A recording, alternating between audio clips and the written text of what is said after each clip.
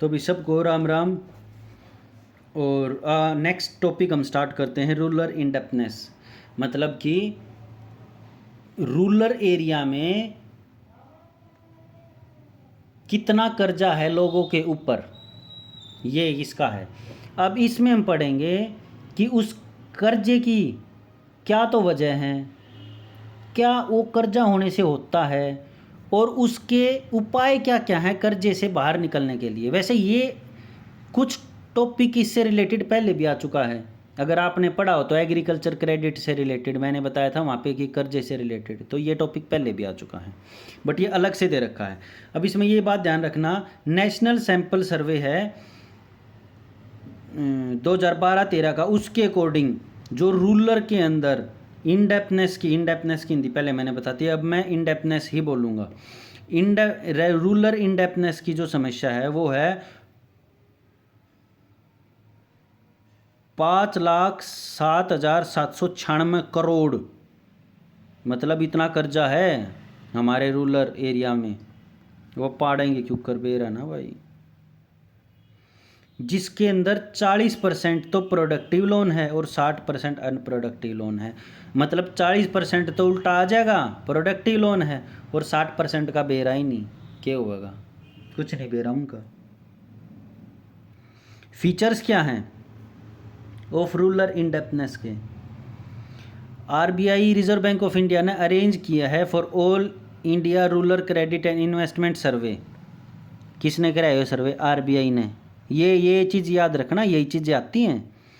For all India rural credit and investment survey to study rural indebtedness. तो ये है basically वो सर्वे, ये सर्वे आरबीआई ने किया है।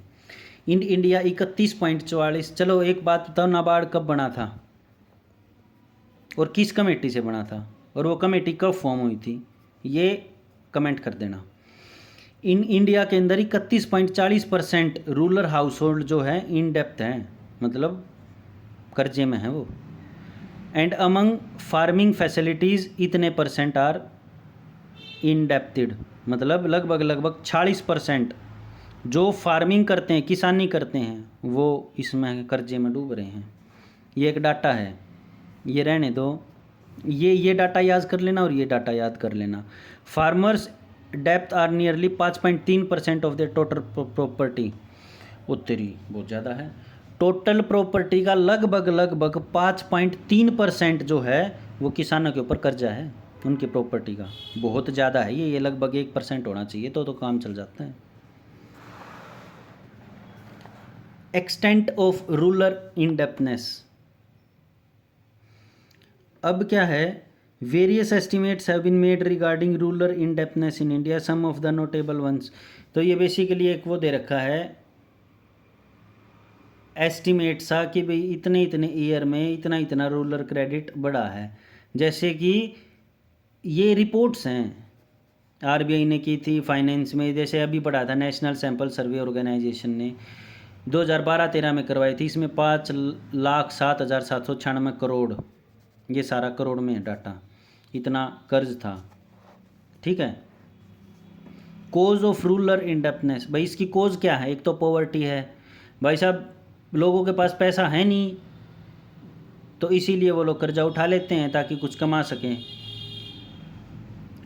उनके पास क्या है, हैवी ज़मीन ज़्यादा है नहीं, हैवी प्रेशर होता है लैंड का, इनकम का, और इनकम होती है उनकी कम, तो इसीलिए वो पॉवर्टी में ही जीतते हैं। ये कोज हैं ज़्यादा कर्जा बढ़ने के। एक तो पॉवर्टी होगी, एक एंसेस्ट्रल डेप्थ, मतलब दादा ने लिया और उसका कर्जा पोता तो ही चुका हुआ है। अब एक कहानी बताता हूँ। एक गांव के अंदर, कथुरा गांव है सोनीपत डिस्ट्रिक्ट में, उसमें क्या हुआ, एक पिता ने लिया लोन और वो पिता मर गया, तो अब वो लोन उसका बेटा चुकाएगा। क्यों चुकाएगा भाई? ये तो बहुत ज़्यादा गलत है। अगर उसके बेटा नहीं चुका गया तो उसका बेटा चुकाएगा वो लोन। देखो आप, गलती इसके पिताजी ने गई, वो मर चुका है, लेकिन लोन ये चुकाएगा। मैंने पूछा भाई ऐसा क्यों है, तो वो लोग बोले भाई समाज है, गांव में रहना पड़ेगा, नहीं तो फिर आगे उसको पैसा मिलेगा नहीं। अगर यही वो बैंक से लेता तो बैंक ये था भाई आपके पिताजी मर चुके हैं और भाई चलो ठीक है, आपकी जो असल में बैंक भी से ऊत हैं, सारे ऊत हैं, कोई कम ना है, पर शहरों में ये होता है कि जिसने लोन लिया है अगर वो इस दुनिया में नहीं है तो उसके आने वाली जनरेशन उस लोन को चुकाने के लिए बाध्य नहीं है। शहरों में ये होता है पर गाँव में ये नहीं है। Sub divisional and fragmentation of holdings, यानी कि एवरेज इनकम क्या है जो फार्मर की है, ओवरऑल इनकम वो बहुत ज़्यादा कम है, जिसकी वजह से उसके ऊपर कर्जा बढ़ता ही जा रहा है। अनसर्टेनिटी जैसे अभी धानों में तो बहुत ज़्यादा कमाई हो जाएगी किसानों की, बात आओगी गेहूँ की, गेहूँ में मी आ जाएगा गैर टाइम मी आता है, अरे ले ख़त्म सारी खेती।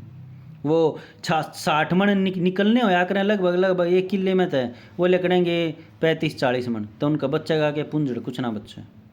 ऊपर तक कई लोग बाधे पे भी ले हुए हैं ज़मीन ने, तो वो बाधा चुगेगा और खुद 2-3 रुपये बचेंगे और कुछ ना बचे। Defects of agricultural marketing. अब क्या सिस्टम ऑफ एग्रीकल्चर मार्केटिंग जो है बहुत ज़्यादा डिफेक्टिव है। फार्मर जो है अपना सेल करता है his produce at low price adding to his poverty and indebtedness.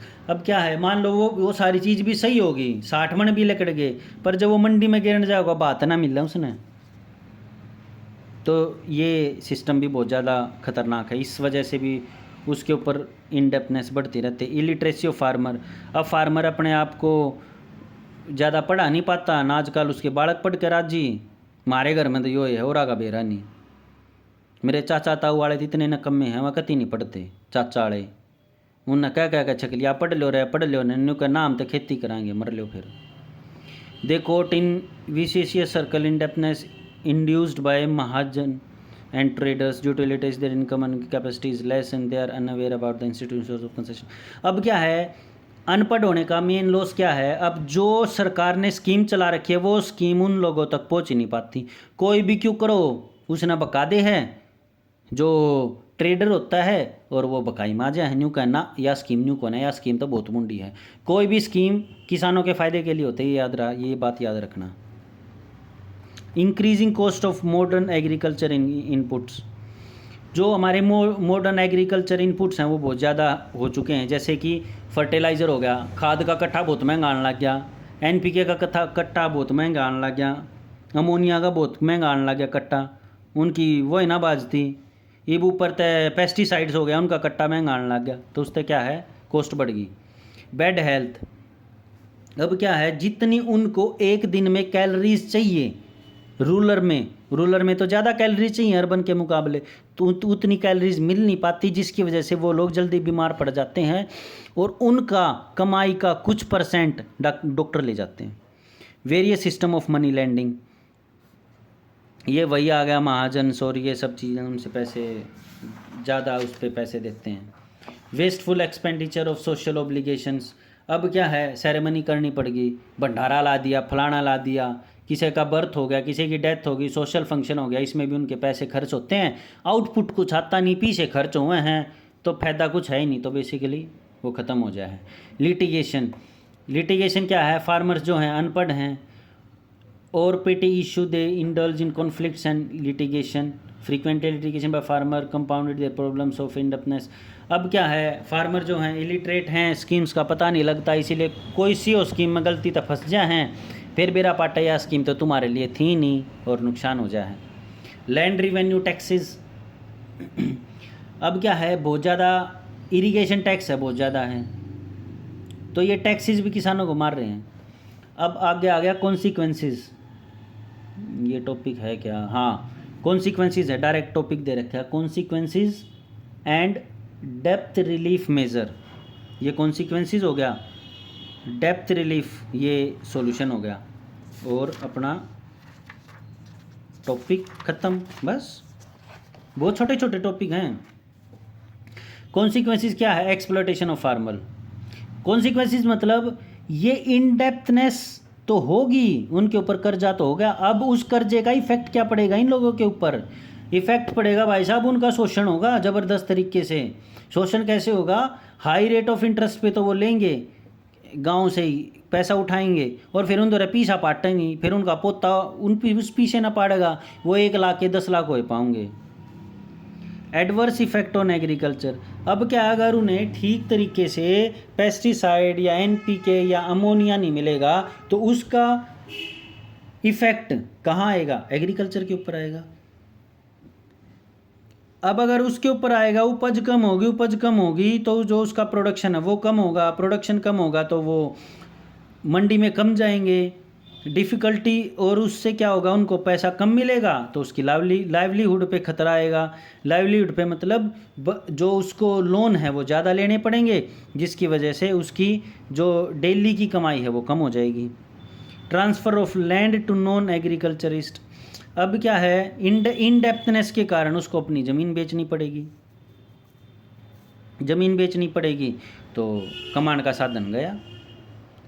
EBO है रोहतक में, एक मायना गांव, कणेली, इसमें क्या ज़मीन बच रही है, बिकगी लोगा की दबा गए, ज़मीन बिकगी तो उनने रुपया आ गए तो घर बना लिया, गाड़ी बना लिया। गाड़ी में तेल भरवाना रुपये नहीं, जो समझदार था उनने उस रुपया के और किले ले लिया और अपना कमाई का साधन बना लिया। सोशल इफेक्ट्स क्या है, इन डेप्थनेस क्या है, डिवाइड द रूलर। अब देखो जिसके ऊपर कर्जा होता है ना, उससे कोई नहीं बोलना चाहता, हकीकत है ये बात, तो वो उस सोसाइटी को दो भागों में बांट देगा, समझे? तो उससे क्या है, वो बंदा खुद अपने आप अलग हो जाएगा दूसरी से। मोरल इफेक्ट क्या है, जिसके ऊपर कर्ज है वो खुद अपने आप को एक तरह से बैगर सा हो जाएगा, मांगने लग जाएगा, भाई साहब 100 रुपये दे दो, भाई साहब 200 रुपये दे दो, और फिर वो पीने लग जाएगा तो ख़त्म सोशल लाइफ उसकी। सॉल्यूशंस क्या क्या है भाई साहब इसके? तो जी सॉल्यूशंस हैं, freedom of farmer from perpetual indebtedness is the necessary precondition for improving the economic load. There are 2 suggestion for solving the problem of rural indebtedness. Mainly 2 solutions दिए गए हैं इंडेप्टनेस को दूर करने के लिए। एक तो क्या है, रिडक्शन ऑफ ओल्ड डेप्थ, जो मैंने बताया था, पुराना कर्जा उसको भाई साहब कम करो, सरकार किसी तरीका ख़त्म कर दे तो बढ़िया है। अब इसके लिए क्या है, देखो ये जो है तो इम्पोर्टेंट, पूरा ही पढ़ा देता हूँ मैं। परपेचुअल डेप्थ on which enough of interest has already been paid should be return off, मतलब अगर पुराना कोई कर्जा है उसको उस पर्टिकुलर कॉपी में से ख़त्म कर दो। In this regard different state government has passed, इसी रिगार्ड में जो कहते थे ना किसानों का कर्जा माफ़ कर देंगे, वो बहुत सही था, वो इसलिए कहते थे क्योंकि डेप्थ कॉन्सिलेशन एक्ट बनाया गया था, वो डिफरेंट स्टेट्स के द्वारा, for mutual settlement between farmer and money lender. जिस भी बंदे ने उनको पैसा दे रखा है और जिस किसान ने उनसे पैसा ले रखा है, उन दोनों के बीच में सहमति बनाई जाती थी कि भाई 10 लाख हैं, भाई साहब न्यू करेगा, ये आपकी 2 लाख रुपए दे देगा और इसका कर्जा सारा हटा दो। अगर वो उसकी बात नहीं मानता था सरकार की, तो सरकार द्वारा बहुत उपाय हैं अपनी बात मनवाने के।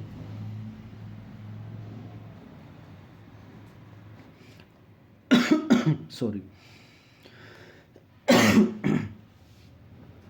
और क्या है, these boards have succeeded in writing off many loans as well as extending the repayment period of 15 से 20।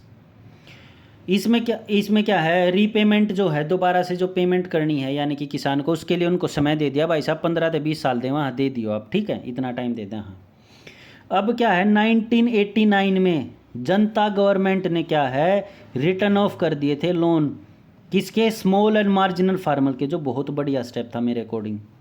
और 1990-91 में मैंने गवर्नमेंट ने अनाउंस किया जो एग्रीकल्चर एंड रूरल डेप्थ रिलीफ स्कीम चलाई थी।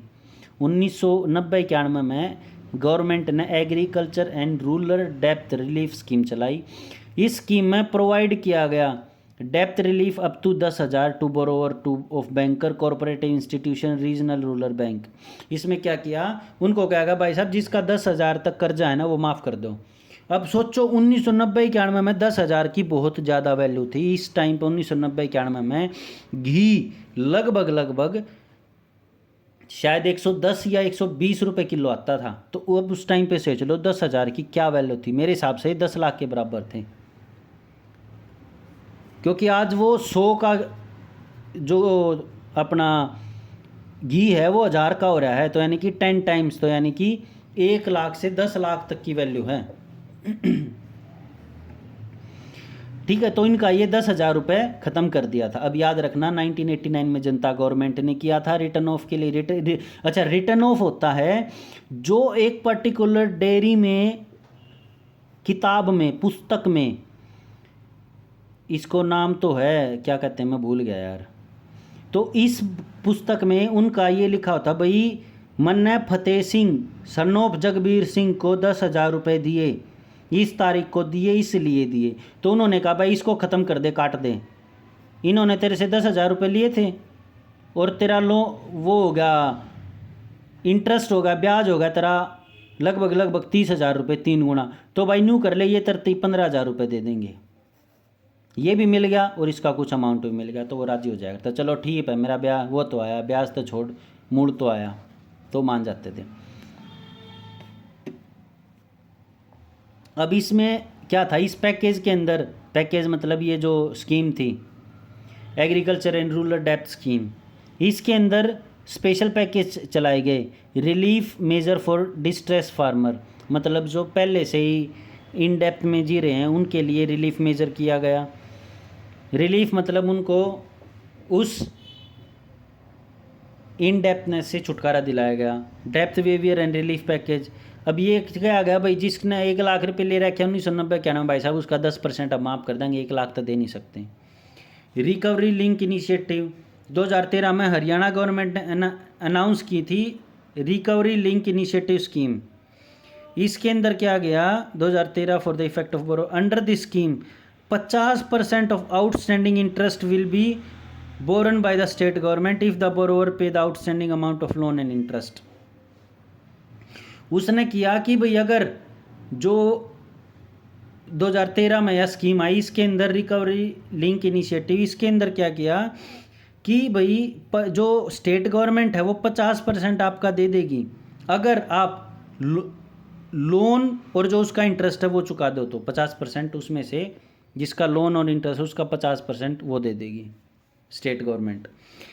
दूसरे शब्दों में 50% ऑफ आउटस्टैंडिंग इंटरेस्ट और loan will be waived of, मतलब इसका मतलब क्या है, उसको 50% ही तो देना है, मतलब 50% खत्म हो गया। लेकिन इन सब चीज़ों का है ना, स्टेट गवर्नमेंट या सेंट्रल गवर्नमेंट के तो बहुत ज़्यादा हैवी बर्डन पड़ता है।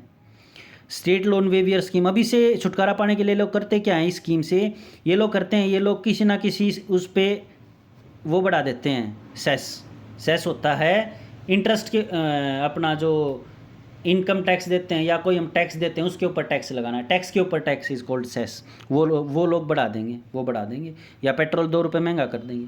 ये पैसा हमारे ऊपर से ही जाएगा, पर बात ये है वो जो कुछ पैसे कुछ % पॉपुलेशन दे रही थी, अब जो बंदे जो 50% उनको माफ़ किया वो पूरी इंडिया की पॉपुलेशन से ले लेंगे 2-2, 3-3 रुपये करके, तो वो सबके माफ़ हो जाएंगे और लोगों को पता भी नहीं लगेगा। State loan waiver scheme for rural artisan, PT shopkeeper and landless, ये इन चीज़ों के लिए इन्होंने वेवियर स्कीम चलाई थी। किसके लिए, आर्टिसन्स, मतलब आर्टिसन होते जो पेंडा वगैरह नहीं बनाया करें, इन बोलिया तो करें कुमार, ठीक है। पीटी शॉपकीपर जो छोटे आप शॉपकीपर आ रहे हैं, लैंडलेस लेबर्स जिनके पास लैंड नहीं है, उनकी जो है वेव मतलब उनकी लोन माफ़ कर दिया था। रिकवरी लिंक इनिशिएटिव स्कीम 2007 में चलाई थी हरियाणा गवर्नमेंट ने, ये स्कीम्स याद रख लेना। इसके अंदर क्या गया था, central cooperative bank of Haryana के द्वारा चली गई थी। इसके द्वारा 175.56 crore was provided to the इतने फार्मर। इसके थ्रू क्या, इतने पैसा इतने किसानों को दे दिया, भैया आप अपना कर लो। रिकवरी लिंक्ड इनिशिएटिव स्कीम 2019 में आई थी, अभी खट्टर सरकार ने चलाई है। Haryana government has launch this recovery initiative scheme on 31 August, very important, 31 August 2019। Under this scheme 50% of the entire interest liability is waived of. This scheme remained operative till 31 दिसंबर 2020। अब इसमें क्या किया, 50% बिल्कुल ख़त्म कर दिया कर्जा किसानों का, ठीक है। ये याद रहे, ये रिकवरी लिंक्ड इनिशिएटिव स्कीम 2019 की बहुत ज़्यादा इंपॉर्टेंट है। One time settlement policy 2019,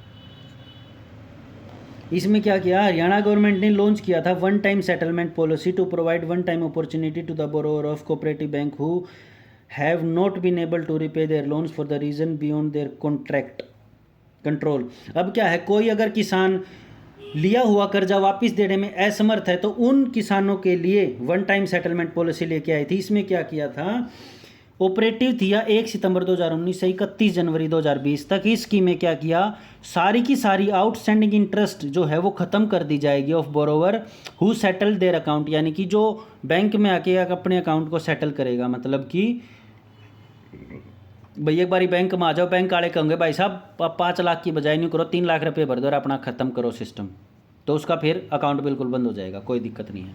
timely payment initiative scheme, timely payment initiative scheme है जो कंसेशन दिया था 5% पर एनम का, चेंज कर दिया था 50% एग्रीव्ड रेट ऑफ इंटरेस्ट, जितना रेट ऑफ इंटरेस्ट है उसका 50% वेव्ड ऑफ कर दिया। ठीक है। Check on the burden of new डेप्थ। अब जो उन लोगों ने नया कर्जा लिया है उसकी वजह से उनके ऊपर क्या क्या बर्डन है। Reduction on in unproductive debts, इसमें क्या है, unproductive debts must be reduce to the minimum if not totally stopped. This require educating the farmer on serious implications of unproductive borrowing. Unproductive indebtedness किया गया, उनका जो ख़त्म कर दिया गया, रिड्यूस कर दिया गया, यानी कि मिनिमम लेवल पे कर दिया गया। मतलब कि जो कर्जा उन लोगों ने ले रखा है और उसका कोई आउटकम नहीं आ रहा, मतलब उससे कोई किसान कुछ कमा नहीं रहा, तो वो कर्जा बिल्कुल ख़त्म कर दिया। एनकरेजमेंट ऑफ सेविंग्स, उनको कहा गया भाई साहब कुछ रुपये जोड़ लो, अगर साल में 5 लाख रुपये कमाओ हो तो हाथ जोड़ के कृपया है हर महीने 20-20 हज़ार रुपये जोड़ते रहो। 20 नहीं था 10,000 तो जोड़ लो, साल के 1-20 हो जाएंगे, कुछ तो फर्क पड़ेगा। कंट्रोल ओवर मनी लेंडर्स, जो गांव में पीछे दे हुए हैं ज़्यादा % ब्याज पे घने टके पर 5 रुपया सैकड़ा 3 रुपया सैकड़ा, तो उनको सरकार ने कहा कि ये गैर कानूनी, इनको बंद करो। Prohibition on acquiring farmer security, जो फार्मर्स की जो सिक्योरिटी है उसके ऊपर प्रोहिबिशन किया गया एक्वायर करने के लिए। मतलब कि ये नहीं है कोई मनी लेंडर ये कह देगा भाई साहब तू रुपये ना देगा तो तेरा खेत मेरा, ये ख़त्म है। एजेंसीज फॉर रूरल क्रेडिट, और ज़्यादा इंस्टीट्यूशंस को आगे लाया गया क्रेडिट, रूरल क्रेडिट के लिए। ठीक है, ये बेसिकली इसका रीज़न है, ये इसका मतलब है। इंक्रीज इन फार्मर इनकम, अब कम आते थे 2022 तक किसाना की आय दुगनी हो जाएगी, पुंजट भी ना हुई, कहने के नारे वो नतीजे लाग गए हैं। बाकी हमारे किसान भी साथ नहीं दे रहे, वो भी एक का बात पर पड़े रहे हैं, धान और गेहूँ, धान और गेहूँ। ये कोई गन्ना नहीं उगा रहा, गन्ने के भाव आगे बढ़ेंगे, क्यों? क्योंकि पेट्रोल में 20% एथेनॉल मिलेगा, एथेनॉल कितना मिल रहा है, शुगर कितना गन्ने थे, तो गन्ने के भाव आगे बढ़ेंगे, उगा ही नहीं रहे। पूरे समाने में चले जाओ कितना गंडा ना पावे। Effort should be increase in farmer income, किसानों की आय दुगुनी करो। आय दुगुनी कैसे करोगे? मशीनों को सब्सिडाइज रेट पे दो, या हर गांव के साथ एक कंबाइन मशीन दे दो सरकार के द्वारा सब्सिडाइज रेट पे। उस पर्टिकुलरली क्या कहते हैं अपना सरपंच हर खेत की वो कटवा देगा कटाई, और जितना डीजल और पेट्रोल लागे उसके रुपये ले लेगा, ख़त्म, किसान के रुपये बचेंगे नरे। Maximum credit limit for rural artisan and पेटी शॉपकीपर्स, इनको क्या है, जो ये हैं अपने कुमार भाई और जो शॉपकीपर्स भाई लोग, उनको जो है पैसे दिए जाएं कम ब्याज पे। इंटरेस्ट सबवेंशन स्कीम, इंटरेस्ट जो है कम है वो सी स्कीम चलाई जाए, जैसे कि 11% से 7% कर दिया गया था 1 अप्रैल 2006 से, ऐसी स्कीम चलाई जाए जिसमें रेट ऑफ इंटरेस्ट कम लिया जाए। Number 3, strengthening rural financial sector in Haryana. अब इसमें कहा गया जो रूरल फाइनेंशियल सेक्टर है, मतलब कि जिस पैसा देने वाली संस्था की ब्रांचेस, शाखाएं गांव के अंदर हैं, उन संस्थाओं को सरकार के द्वारा दमदार बनाया जाए, ये है इसका मतलब। Number 1, Harco bank, Haryana state cooperative apex bank limited. ये बैंक सेटअप किया गया था नवंबर 1966, याद रखना। ये एक मैं लिस्ट बनाऊंगा इनकी ना। These banks meeting the financial, ये इस बैंक का काम क्या था, जो भी फाइनेंशियल नीड्स हैं फार्मर की उनको पूरा करना, ठीक है। फिर डिस्ट्रिक्ट लेवल पे 19 सेंट्रल कोऑपरेटिव बैंक बनाए गए। फिर हर को बैंक क्या था, प्रोवाइड करता था शॉर्ट टर्म और मीडियम टर्म क्रेडिट फैसिलिटी, जो कि नाबार्ड करता है सेम, ठीक है। अब ये क्या है, Haryana state cooperative agriculture and rural development bank, इनकी कृपया करके फुल स्टेटमेंट यानी कि एक्रोनियम याद रखना। ये भी 1 नवंबर 1966 को मनाया गया था। क्यों? लॉन्ग टर्म क्रेडिट फैसिलिटी को पूरा करने के लिए। लॉन्ग टर्म क्रेडिट फैसिलिटी मतलब 5 साल से ऊपर, अबव 5 ईयर्स। और ये क्यों होता था? नई ज़मीन खरीदने के लिए और ऐसे ऐसे काम करने के लिए, इसी टाइप के, समझे। लॉन्ग टर्म के लिए, शॉर्ट टर्म और मीडियम टर्म के लिए हरको, और इसके लिए Haryana state cooperative agriculture and rural development bank limited. इसके अंदर क्या है, 7 primary cooperative and agriculture rural बैंकों को मिलाया गया हरियाणा के अंदर, फिर इसका निर्माण किया गया, ठीक है। ये क्या है, ये लो इंटरेस्ट पे लॉन्ग टर्म लोन देता है। फिर किया गया सर्व हरियाणा ग्रामीण बैंक। आप देख लेना, हर शहर हर गांव 2-3 गांव मिला के एक गांव में इसकी शाखा मिल जाए। ये बैंक आया था 29 नवंबर 2013, इब्बा आया था। ये क्या किया, ये 2 बैंकों को मिला के बनाया गया, जिसका हरियाणा ग्रामीण बैंक और गुड़गांव ग्रामीण बैंक। वो नहीं क्या करे बोला इतना पीट दूंगा गुड़गांव में बना दूंगा, तो हरियाणा ग्रामीण बैंक और गुड़गांव ग्रामीण बैंक, इन 2 बैंकों को मिला के सर हरियाणा ग्रामीण बैंक बनाया गया 2013 में। नवंबर 2013, नवंबर तो याद रह जाएगा, 2013 में। और नवंबर 1966 और नवंबर 1966, बस।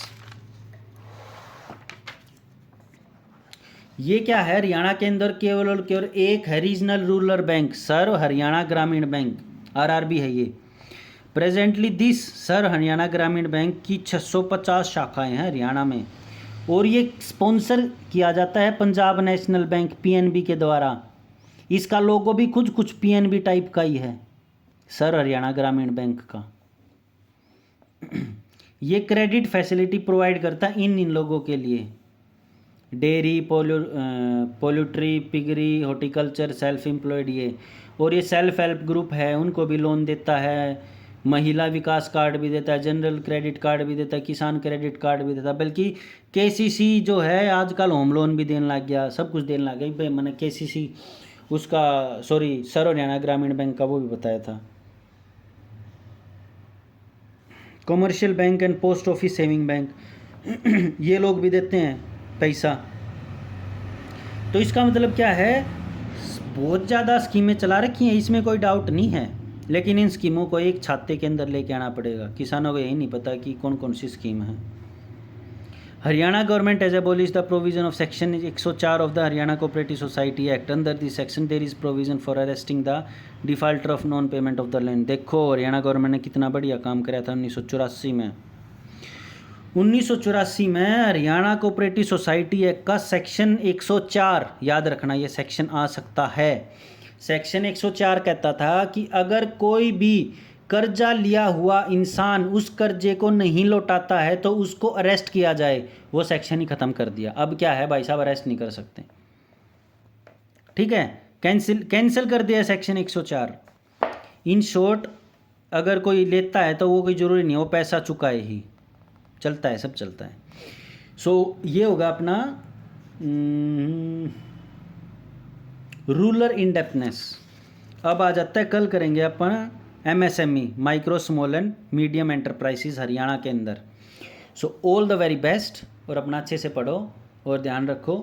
और ये सारी चीज़ें करने के बाद एक बारी क्वेश्चन जरूर कर लेना, मेरे को नहीं लगता कोई क्वेश्चन छूटेगा। और बुक भी पढ़ लेना, अगर आप लोगों को बुक पढ़नी है तो। मैंने बुक का नाम बता दिया, पिछली वीडियो देख लेना, या शायद पार्ट 6 होगा वो, जिसमें हमने पढ़ाया था नाबार्ड, ठीक है। उसमें स्टार्टिंग में मैंने बुक का नाम बता दिया था, तो उस बुक को ध्यान से देख लेना। मंगवानी हो मंगवा लेना, लेकिन दिन है बहुत कम। अगर कोई CET नवंबर 2023 की तैयारी कर रहा है तो वो बुक मंगवा सकता है। और वो बुक पढ़ने के बाद ये बुक पढ़ लेना। नहीं, ये बुक मेरे लेक्चर सुनने के बाद वो बुक पढ़ लेना, आप लोगों को बहुत हेल्पफुल होगा और फटाफट याद हो जाएगा सारा कुछ। मैंने ये 5-6 बार पढ़ रखी है बुक, तो इसीलिए मैं आप लोगों को पढ़ा रहा हूँ। सो नॉलेज जो है, एक अपना ट्रैवलर था, उसने कही थी कि हरियाणा उसमें इंडिया के लोगों को नॉलेज बहुत है लेकिन वो शेयर नहीं करते। तो मैं उस ट्रैवलर की बात को झूठा करना चाह रहा हूँ, इसीलिए मैं लेक्चर्स ले रहा हूँ आप लोगों के। अगर कोई प्रॉब्लम हो, मेरे हिसाब से तो कोई प्रॉब्लम होगी ही नहीं, जिस हिसाब से मैं कति देसी भाषा में समझाऊँ हर एक चीज़। और अगर प्रॉब्लम भी होगी तो कमेंट कर देना, आराम से मिल जाएगा। और आप लोगों को मेरे हिसाब से मेरा फर्स्ट चैनल होगा जो मैं आप लोगों को कैसे पढ़ा रहा हूँ, नहीं तो सारे इंसान आपने क्वेश्चन करवाते पाओगे। भाई साहब क्वेश्चन जब करोगे जब थ्योरी में क्या मानता हो, एक लाइन से 2 क्वेश्चन होते हैं, 3 क्वेश्चन हो जाए हैं, तो थ्योरी नहीं आओगी तो क्वेश्चन सिर पे चढ़ाओगे। सो चलो, all the very best. Video होगी 31 मिनट की। सो साइनिंग ऑफ, बाय बाय।